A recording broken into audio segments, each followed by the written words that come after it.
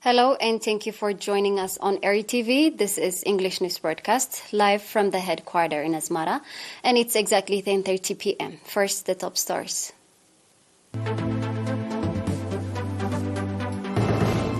Education is a prerequisite to ensure social justice, Mr. Musa Naib underscored. Grazing land in good condition in Tesane.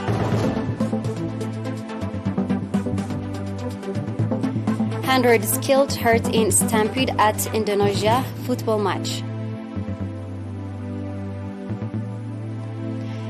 Protest outside France embassy in Ouagadougou.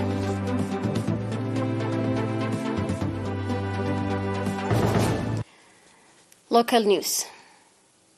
Mr. Musa Hussein, Director General of General Education at the Ministry of Education, said that education is one of the basic components in the effort to ensure social justice and called on students to take advantage of the opportunity being provided. Mr. Musa made the comments at the seminar he conducted to students and teachers of the Warsai Kaalo Secondary School on 1st and 2nd October on educational progress and challenges encountered. Indicating that education is the basic human rights, Mr. Musa said that the Ministry of Education is exerting strong effort to produce competent human resource. Mr. Musa indicated that in the past 30 years of independence, the number of teachers has increased from 11,000 to 29,000, the number of students from 5,000 to 700,000, the number of schools ranging from kindergarten to high school from 528 to 2,300, and the number of literacy to over 80%. And that attests to substantial investment the government made towards education. Regarding vocational and technical education, Mr. Musa said that 7 technical schools have been established in the region and 5 vocational training centers in Sawa are producing yearly from 2,000 to 2,500 students, and strong effort is being exerted to strengthen higher education institutions. At the occasion, Lieutenant Colonel Temesgen Samuel, Deputy Commander of the Sawa National Service Training Center, called on the students to take advantage of the opportunity being provided and concentrate on their education.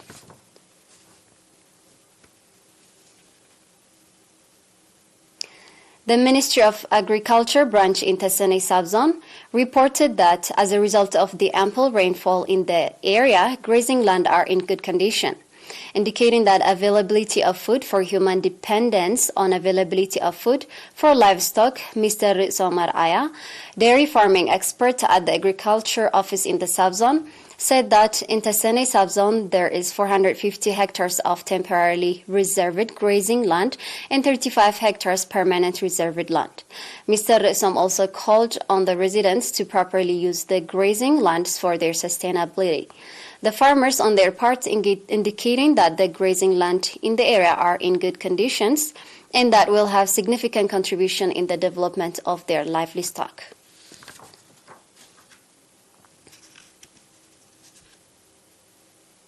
Stay tuned for international news after a short break.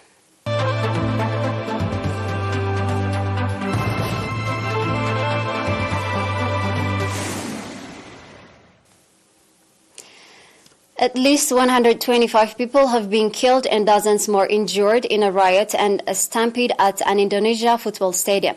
The tragedy yesterday night in the eastern city of Malang was one of the world's deadliest sporting stadium disasters. Police in East Java province said thousands of fans of Arema FC stormed the pitch at Kanjuruhan Stadium after their team lost 3-2 to Persebaya Surabaya. Officers tried to control the riot by firing tear gas, triggering a stampede as panicked fans rushed to an exit gate. Some suffocated in the chaos, while others were trampled to death. At least 34 people, including 2 police officers, died at the stadium. The death toll was revised down to 125, according to East Java Vice Governor Emil Darkat, who said that some names were recorded twice. Earlier officers has put the figure as high as 174. A hospital director told local television that one of the victims was 5 years old. The stadium holds 42,000 people, and authorities said it was a sellout. Police said about 3,000 people had stormed, and pitched vehicles outside the stadium were also torched, including at least 5 police cars and trucks. Survivors described panicking spectators in a packed ground as tear gas rained down on them. President Joko Widodo ordered an investigation into the tragedy, a safety review into a football match, and directed the country's football association to suspend all matches until security improvements were completed.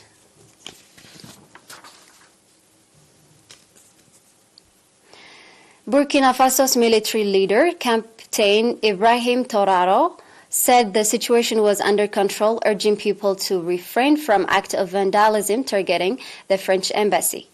The comments came today after security forces fired tear gas at dozens of rock-throwing protesters outside France's embassy in Burkina Faso's capital. As unrest simmers in the West African country following its second coup this year, supporters of the coup leader gathered outside the building in Ouagadougou a day after he accused the deposed military chief, Paul-Henri Sandaogo Damiba, of hiding out a French base to plot counter-offensive. An army officer said in a statement broadcast on national television that they want to inform the population that the situation is under control and order is being restored. The officer was flanked by Torar and other armed and masked soldiers. With French troops watching from the embassy's roof, protesters set fire to barriers outside and lobbed rocks at the structure when the tear gas volley were fired. The latest spasm of violence to convulse Burkina Faso began on Friday when junior military officer toppled Damiba, accusing him of failing to quell attacks from armed groups linked to ISIS and Al-Qaeda.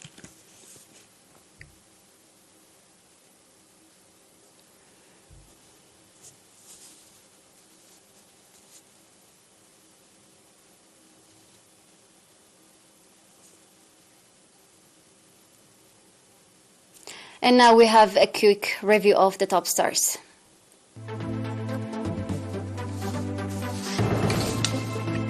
Education is a prerequisite to ensure social justice, Mr. Musa Naib underscored.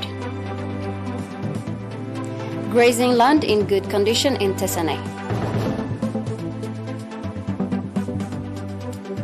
100 killed hurt in stampede at Indonesia football match.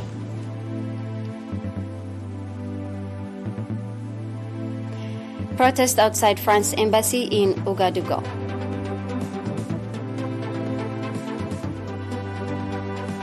That was all with the news for tonight. Thank you for being with us.